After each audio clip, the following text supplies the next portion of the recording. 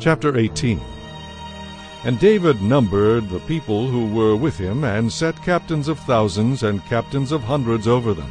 Then David sent out 1/3 of the people under the hand of Joab, 1/3 under the hand of Abishai the son of Zeruiah, Joab's brother, and 1/3 under the hand of Ittai the Gittite. And the king said to the people, I also will surely go out with you myself. But the people answered, You shall not go out, for if we flee away, they will not care about us, nor if half of us die will they care about us. But you are worth 10,000 of us now, for you are now more help to us in the city. Then the king said to them, Whatever seems best to you I will do. So the king stood beside the gate, and all the people went out by hundreds and by thousands. Now the king had commanded Joab, Abishai, and Ittai, saying, Deal gently for my sake with the young man Absalom. And all the people heard when the king gave all the captains orders concerning Absalom. So the people went out into the field of battle against Israel. And the battle was in the woods of Ephraim. The people of Israel were overthrown there before the servants of David, and a great slaughter of 20,000 took place there that day. For the battle there was scattered over the face of the whole countryside, and the woods devoured more people that day than the sword devoured. Then Absalom met the servants of David.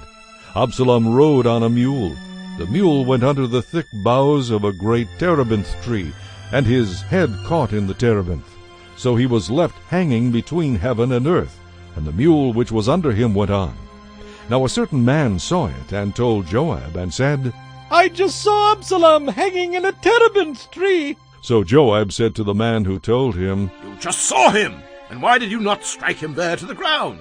I would have given you 10 shekels of silver and a belt. But the man said to Joab, Though I were to receive 1,000 shekels of silver in my hand, I would not raise my hand against the king's son. For in our hearing the king commanded you and Abishai and Ittai, saying, Beware lest anyone touch the young man Absalom.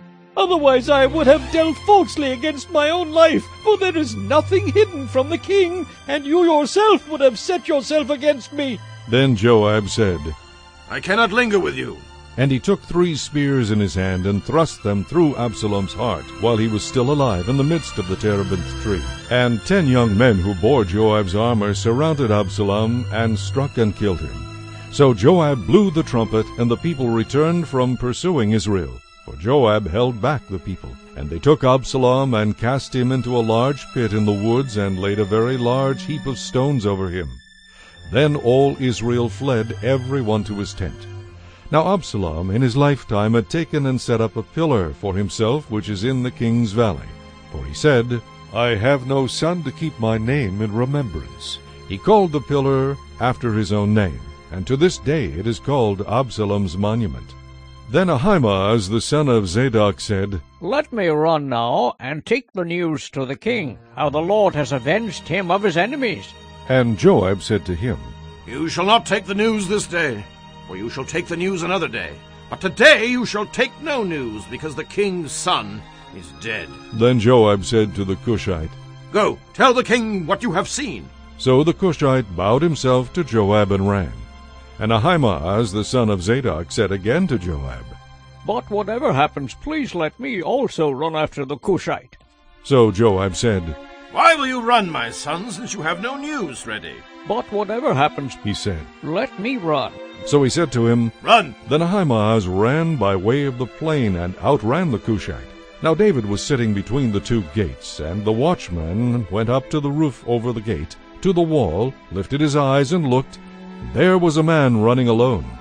Then the watchman cried out and told the king, and the king said, If he is alone, there is news in his mouth. And he came rapidly and drew near. Then the watchman saw another man running. And the watchman called to the gatekeeper and said, There is another man running alone. And the king said, He also brings news. So the watchman said, I think the running of the first is like the running of Ahimaaz, the son of Zadok. And the king said, He is a good man and comes with good news. So Ahimaaz called out and said to the king, All is well. Then he bowed down with his face to the earth before the king and said, Blessed be the Lord your God, who has delivered up the men who raised their hand against my lord the king. The king said, Is the young man Absalom safe? Ahimaaz answered, When Joab sent the king's servant and me your servant, I saw a great tumult, but I did not know what it was about. And the king said, Turn aside and stand here. So he turned aside and stood still.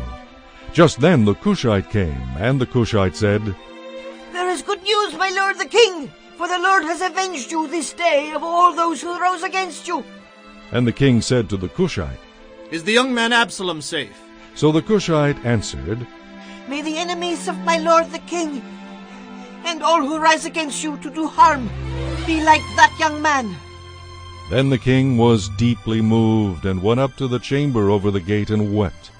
And as he went, he said thus, Oh, my son Absalom, my son Absalom, if only I had died in your place. Oh, Absalom, my son, my son!